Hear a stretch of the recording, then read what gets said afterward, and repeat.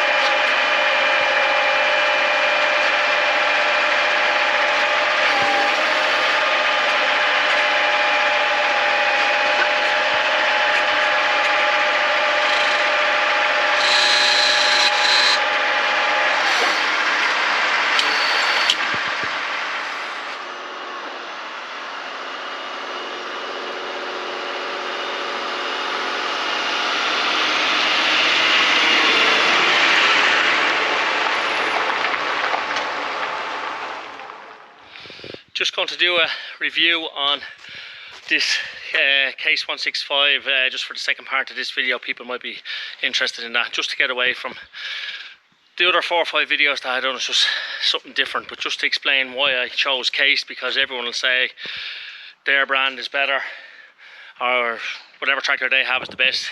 I'm not saying Case is the best, but I'll tell you, I had a Massey Ferguson 6480 and it broke my fucking heart, and I bought it off a local dealer, fairly local in the southeast, naming no names, and they broke my heart as well. So long story short, it broke down in the middle of the silage season, and I happened to ring Cooley Furlong. I seen where they hired tractors, and I rang a fella there, and he said no, they only hired him for 3 months at a time at the minimum. So I was just talking to him for half an hour about everything, and then he said, look, I'll see what I have out the back, and he hired me a New Holland, 140 horsepower New Holland with a loader, and I had it for 2.5 weeks, and actually a pipe burst on it.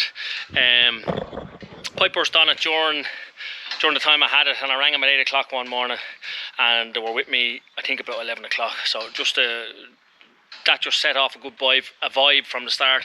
And even talking to the guy out Cooley Furlong's, Bart Landy was his name.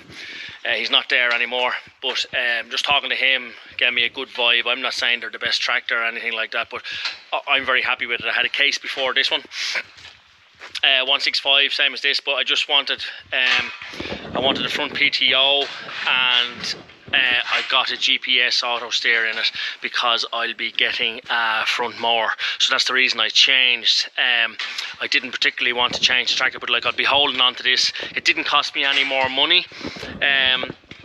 I just had to go back to the original. I had paid a few years on it. I had to go back to the original term for the finance. So just go through, and actually I wanted bigger wheels. The last one had 540s, so there's 600s on this. 600s on the front, because I won't always have the loader off it when I have the front mower on it. So I thought, for compaction reasons and for the weight, that's why I wanted 600 front wheels.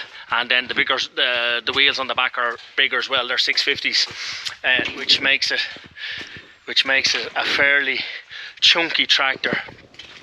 Now, the reason I went for a 165 horsepower is because when I hired the 140 New Holland off them, a few of my customers have browy ground and was baling silage on it, and it struggled, and I have a 9-foot Cleveland mower on a bit of browy ground, and it just really wasn't heavy enough either. It was struggling with it on browy ground, so that's why I went for the 165, and it has, when I'm baling on browy ground with heavy silage, there's no problem with it at all.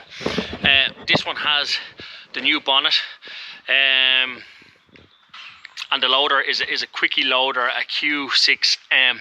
Now, I had that on my last Case, which I bought new with the tractor, and I just got them to change it over. And actually, just coming around here, the last one didn't have this easy disconnect on it, where you just pull that and all the pipes disconnect. They changed that on it, so that has left it real easy to take on and off. But like, I do an awful lot of stacking and an awful lot of loader work, and that's I don't take it off really, but I probably will now, if I have the front mower on it, take it off, because it'll probably be too much weight in some places that I'll be going. Yeah, and the reason even with the last Case that I bought a reasonably new tractor is because I only have one, and I do contracting, and you need to be able to get into it and go with no breakdowns or relatively small downtime. So that's why I went up the years, where it's costing a considerable amount of money. But as I say, very happy with the Case. I'll just get inside now, or sorry, the hitch. I suppose everything's standard on it. It has cab suspension, front suspension, air brakes, hydraulic brakes, all the usual stuff. Big heavy drawbar there, normal hitch. I think it's drome hitch. All the standard stuff that every tractor has. And then I've 3 sets of spools, or 6 spools, 3 sets of spools. Usual AdBlue diesel, Now we'll just get up into it. Now it's probably just maybe a little bit messy inside because I'd be feeding animals, feeding the ewes down the fields and cattle out as well, and you're getting in with wellies, and when you've only the one tractor like that, it's, look at it, I cleaned it out a couple of times, but like it does get quite mucky and dirty. But inside, just go through the standard stuff. It just has this handpiece where forward and reverse are there, and then your gears up and down, and then your lift arms up and down, and this is something to do with spools, but that function is not on this. Then here you have your front PTO, your back PTO, your lift arms, and then the buttons. You can just preset your PTO speeds or your revs for your PTO, four-wheel drive, diff lock, the usual stuff, your auto if you're auto, if you're towing the trailer, if you want automatic. Now this little lever here controls the loader, and it has a third function on it there, and that wasn't on it. I asked for that, and I also asked they put a valve underneath, so this little lever will control the front linkage as well when I'm mowing, because the front linkage was on a spool, and I just thought it maybe would be a little bit rough letting it up and down. So this is very sensitive, and it's I'm very happy with it. It's just a tiny little thing, and the loader works real well with it as well. The one thing I like about this is all here, actually I'll turn it on, all your information is on there in front of you, on the pillar, and you can see everything there. It's just straight in front of you on the pillar. Now this is the GPS auto steer, but I actually don't know how to work that yet. I've never had one, and I want it for the front mower and sowing fertilizer. And then it has the 4 manual spools, but one of them is for the pickup hitch, and then you have you have 3 speeds PTO. You have 540, 540E, and 1000. Now something that I would like down the line is to get 1000E, so you'll be working the mower in economy. They're just switches for your auto steer. Now going back to the last case I had where the quickie loader, the joystick was here, and it was nearly a computer with the joystick. So that's gone, and then this is just your joystick. But they've put this in then, this little computer for your soft ride, and there's actually another light on there. I don't even know what that is now, I must look it up, it's only after coming on. But that's for your soft ride. That's basically it. On this one now they put a mirror in for your pickup hitch. All your lights are up here. Loads of lights, good radio with Bluetooth, aircon, sunroof, everything else. So that's just a very, very rough run through it. So if anyone has any questions, they can stick it in the comments, and I know lads are going to say you should have got this because this tractor's great or whatever, but half the reason I got it was Cooney Furlong. They have a great after sales service, and just work very well with them at the minute. So as the videos go on, I'll probably just pick something every time and do a little bit of a review on it, and if people want to go through something, I will. So that's probably the end of this video. So if you like it, subscribe and give it a like, and thanks for watching, and we'll